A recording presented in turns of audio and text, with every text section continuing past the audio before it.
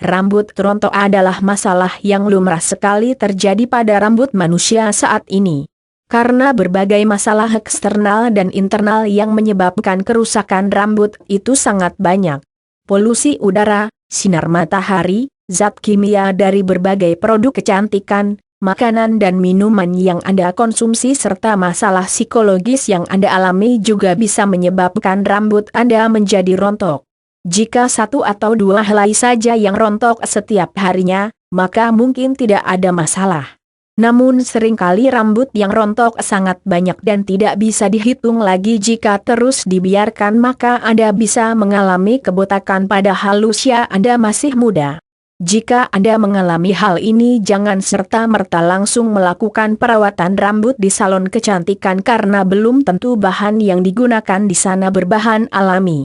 Bahan-bahan kimia yang tidak cocok dengan rambut Anda justru bisa memperparah kerontokan rambut Anda. Tentunya Anda tidak ingin bukan ketika sudah mengeluarkan biaya yang besar, masalah Anda justru makin besar.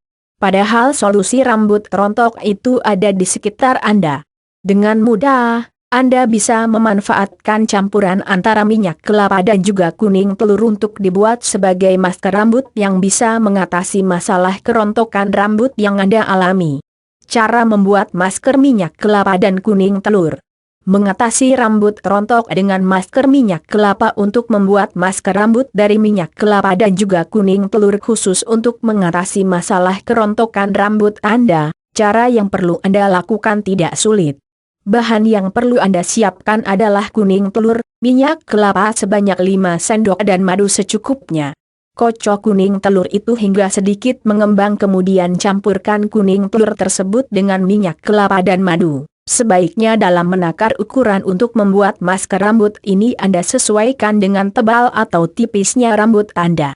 Pada saat Anda membuat adonan masker ini, bahannya harus tercampur dengan rata hingga bisa digunakan sebagai masker pada rambut Anda. Cara menggunakan masker minyak kelapa dan kuning telur.